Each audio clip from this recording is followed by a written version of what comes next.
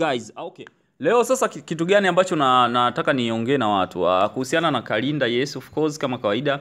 Lakini kikubwa hapa nataka nizungumzie kuna baadhi ya watu wanajiuliza baadhi ya maswali. Wanajipa moyo in short, sio kujiuliza, wanajipa moyo kwamba sijui Mchina ambaye ndo alikuwa kiongozi, sijui Mr. nani, sijui watu wote hao ambao walikuwa wameshiriki kwenye hii Ponzi scheme. Hapo watu wanashindwa kuelewa. Wanasema hii ni pyramid scheme au pato. This is not a pyramid scheme. This is Ponzi. Pyramid na Ponzi ni vitu viwili tofauti. QNet ile ndo pyramid scheme. Hizi hapa hizi ni Ponzi. Kwa hiyo kitu ambacho kipo ni kwamba wale wote ambao wanaamini kwamba wale watu watafuatiliwa, nope, hawatafuatiliwa.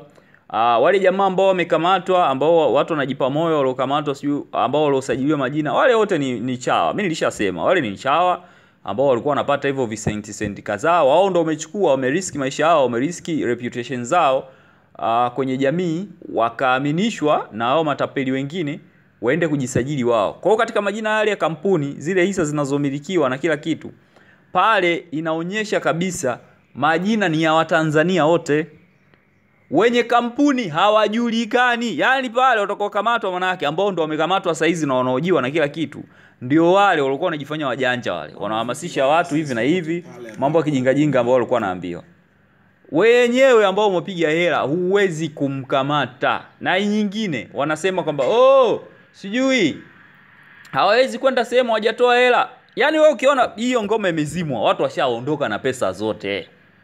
Hapo watu kamatwa watu kamatwa ni wao ambao walikuwa machawa kama machawa wengine ambao mlikuwa mnaongopeana huko kwenye mitandao ya kijamii. Basi wenyewe wanaita the culprit, wale ambao ndo wahusika wakuu hawawezi kukamatwa kwa sababu ni wajanja. They are very clever than you. Nyinyi ambao kila siku nilikuwa nawaonya hapa, kila siku nilikuwa nawaonya every day, na mlikuwa mnanitukana kila siku, hii imekula kwenu. Sasa leo hii ndo mnakuja kuona hakuna habari za nimetoa kiasi fulani, hakuna habari za mimi niliweka, wewe mpuzi tu, mjinga tu, una akili, mimi nimeweka 20,000 nimepata 200,000. Wote hamna mtu anayesema hivyo saa hizi. Kila mtu anatafuta sehemu ya kutokea. Kila mtu anamtupia mtu mwingine, serikali tusaidie. Inakusaidia vipi? Na wewe wakati ulikuwa unajua unaingia kwenye Ponzi scheme. Tulikuwa tujui. No, you knew. Wote mlikuwa mmeshiriki Kalynda, mlikuwa mnajua. Labda hao wengine kina mama wengine ambao walikuwa mtaani huko walikuwa waelewi chochote kinachoendelea, lakini wengi mnajua. Kuna watu wajinga na wazembe na wapumbavu wametoka kwenye wametoka Skatek, na mimi badala ya kuwaonya mnatoka Skatek, watu wa Kalynda mnafuata. Mtu ametoka Skatek kupigwa, ametoka amechukua hela pale ameenda kupeleka Kalynda, amepigwa tena. Sasa si ndio upuzi na ujinga kabisa ambao hujawahi kutokea katika nchi. Lakini wote mnapenda hela za haraka, and that's okay, and that's the rewards.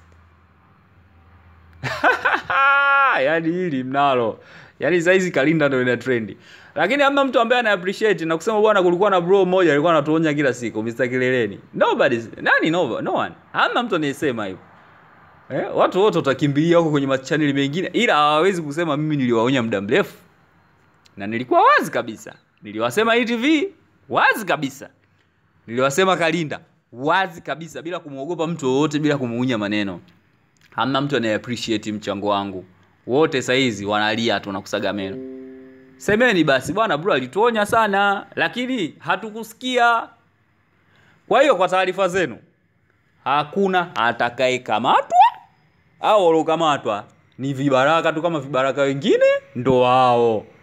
Wale wataalamu wenyewe saizi wanakula shushu. Unaweza kukuta watu wapo Dubai saizi wanaendelea kula maisha yao, wanaenda kununua Lamborghini. Yaani watu mmepigwa zaidi ya bilioni. Yaani mimi hivi ndo ninapenda. Manake tunawaelewesha, hamtaki kusikia. Weka UTT, UTT inatoa 12% kwa mwaka ndogo. Okay, haina shida, weka 4%. 4%. Sasa leo mnalia. Serikali tusaidie, hamna mtakaye kuja kusaidia. Cha ajabu, hadi mapolisi wenyewe nao wakaza wamepigwa. Kuwa polisi, kuwa mwanajeshi, kuwa usalama wa taifa haimaanishi wewe you are financially literacy. You are dumb kama watu wengine. Njoo uelekezwe, njoo ufundishwe. Status yako ya cheo ya kwenye sehemu yoyote ile, usipokuwa unajua mambo ya financial literacy, haitokusaidia chochote. Sehemu yoyote utaenda utakula za uso. Kwa sababu kila sehemu utaenda utahisi huu ni mgodi, kumbe sio. Kwa na hisi saizi tunaelewana. Yaani nikiongea saizi watu wana pay attention. Kwamba aisee kweli jamaa kaongea. Wale ambao hawakuelewa walikuwa wanatukana wale. Njoeni muelewe. Yaani saizi nahisi mnanielewa. Yaani saizi tunaelewana. Mimi ndo napenda hivi. Na nilisema nitakuja kuwacheka huko. Nilisema vile vile you will cry like babies. Hey, na mnalia kweli kweli. Ongeleni sana mlopigwa wote. Jueni tu. Hakuna atakayeonea huruma na vile vile goma hilo ndio lishatoka. Hakuna atakayekamatwa na hata kama ukikamatwa hizo hela hamturudishiwa. Hiyo ishakula kwenu. Have a nice